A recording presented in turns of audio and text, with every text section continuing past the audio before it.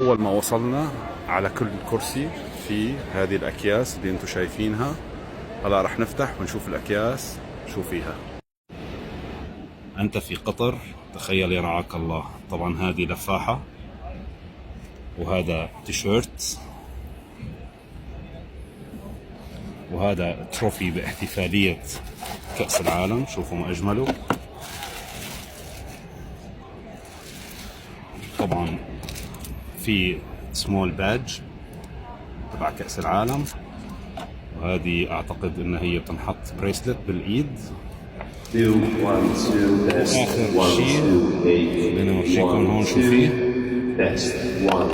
أوه ماي جاد، عطر. ولسه في عندنا هذا الباج هون، خلونا نشوفه.